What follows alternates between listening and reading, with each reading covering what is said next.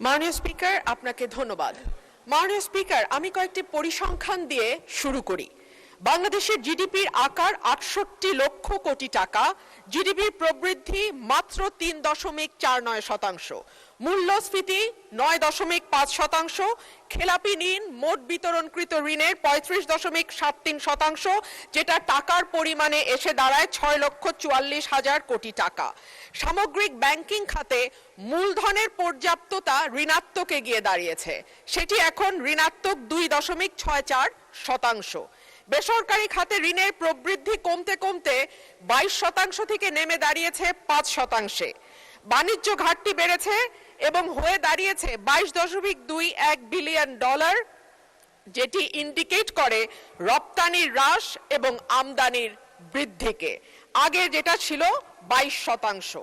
মাননীয় স্পিকার, শ্বেতপত্র বলছে বাংলাদেশ থেকে গত ১৫ বছরে পাচার হয়ে গেছে $২৩৪ বিলিয়ন, অর্থাৎ বছরে প্রায় ১৪ থেকে ১৬ বিলিয়ন ডলার পাচার হয়েছে। অন্যদিকে গ্লোবাল ফাইন্যান্সিয়াল ইন্টিগ্রিটি বলছে ওভার এবং আন্ডার ইনভয়েসিং এর মাধ্যমে বছরে $৮ বিলিয়ন দেশ থেকে বাইরে গেছে। বাংলাদেশের ব্যাংককে রাজনৈতিক হাতিয়ার হিসেবে গত ১৫ বছরে ব্যবহার করা হয়েছে। যাদের দৃশ্যমান কোনো ব্যবসা নাই তাদেরকে ঋণ দেয়া হয়েছে, পরিবারের হাতে ব্যাংকগুলোকে একটির পর একটি তুলে দেয়া হয়েছে।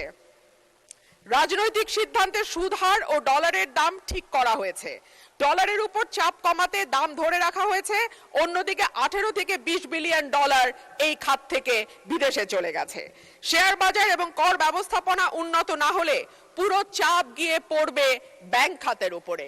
আমরা জানি মাননীয় স্পিকার, বাংলাদেশে ঘাটতি বাজেট দেওয়ার একটি সংস্কৃতি আছে এবং এই ঘাটতি পূরণ হয় দেশের ব্যাংকগুলো থেকে ঋণ নিয়ে কিংবা বিদেশি ব্যাংক থেকে ঋণ বা অনুদানের মাধ্যমে। মাননীয় স্পিকার, ব্যাংক খাত যেখানে অলরেডি খেলাপি ঋণ বা মন্দ ঋণ মোট বিতরণকৃত ঋণের ৩৫% গিয়ে পৌঁছেছে, সেখানে এই ব্যাংকগুলো আর ব্যক্তি খাতে বিনিয়োগের জন্য কোনো ঋণ দেওয়ার অবস্থায় আছে কিনা সেটা একটি বড় প্রশ্ন।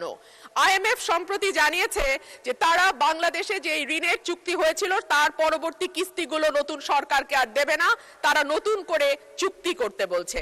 সুতরাং এখন ঋণের দিকে আমাদের তাকাতে হবে চীন বা এরকম কোন দেশের দিকে। আমরা যখন কোনো ভিন্ন দেশ থেকে ঋণ নেই এডিবি, ওয়ার্ল্ড ব্যাংক বা আইএমএফ এর বাইরে গিয়ে, তখন দেখা যায় সেখানে সুদের হার অনেক বেশি থাকে এবং দ্রুত সময়ের মধ্যে সেটি পরিশোধেরও একটা চাপ থাকে। সো এই সামষ্টিক অর্থনৈতিক চাপের মধ্যে অর্থমন্ত্রী কি করে এই বাজেট বাস্তবায়ন করবেন এবং সম্পূর্ণ বাজেটে যেই টাকা তিনি চেয়েছেন পরিচালন ব্যয়ের জন্য